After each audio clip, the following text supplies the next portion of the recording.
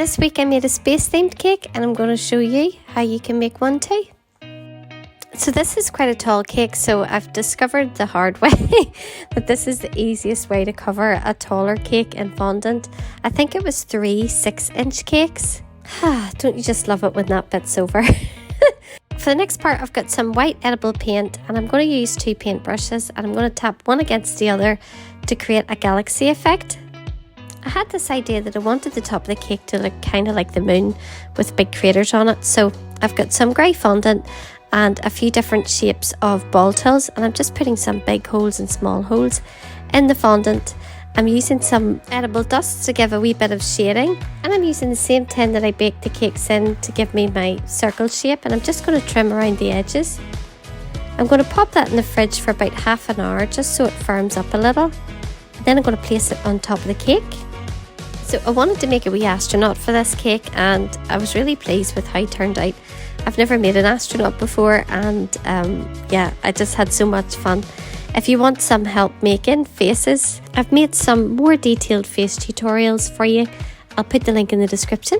But as you can see, I just used some modelling paste to create the body here, and I'm using a knife to create some indentations to sort of make it look a little bit more like a astronaut-y spacesuit.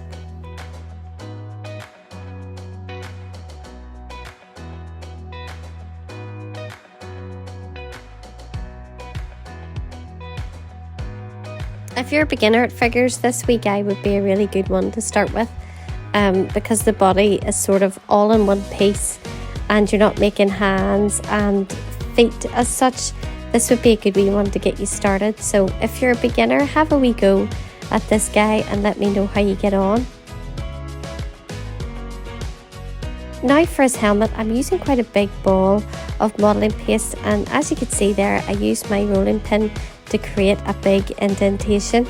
Now you're going to maybe get some creases on the outside. Don't worry about that because we're going to cover that up later. The main thing is that you have the back and the sides of the head covered.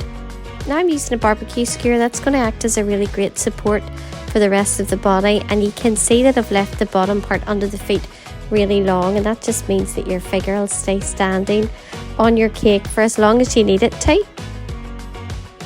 Popping the head onto that wee figure, and we're going to leave it to the side because you don't have an astronaut without a rocket. So I'm using some fondant here to create a rocket and I'm rolling it out into a cone shape. I'm using a large piece of orange fondant for the base of the rocket, and then I'm using some red strips for details here.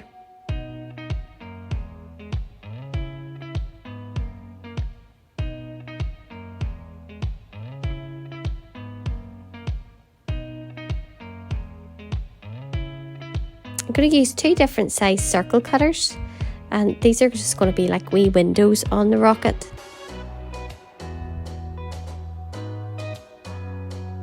And we're going to put all that together and put a barbecue skewer, a barbecue skewer up the inside, what on earth, in the center as a support. I'm going to use some red fondant here for the wings of the rocket. I'm not doing well here at all. And I'm going to use some orange fondant here for the flames. These are going to be coming out the bottom of the rocket. So I'm going to use 2 different colours of edible dust. I have like a bright red one and a dark red one. I'm going to use the bright red one in the middle and the darker red one on the outside. And then we're going to place those onto that orange cylinder part. This is just going to be on the bottom of the rocket. It's going to kind of make it look like it's taken off. I don't know.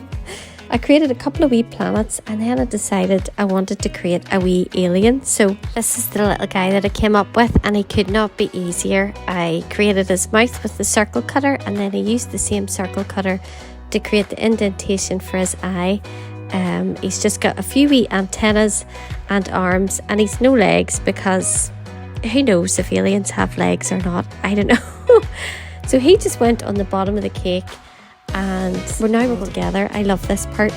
So I've placed the part with the flames onto the cake first, and then I've secured the rocket, the body of the rocket on top of that. Then I've secured the wings onto the rocket, and when I looked at the top of the cake, it wasn't too neat, so I've just put a wee trim of some fondant around the outside. I've added my planets and the little boy's name, who this cake was for. And that's pretty much it. I hope you enjoyed this tutorial and you find it helpful. See you in the next one.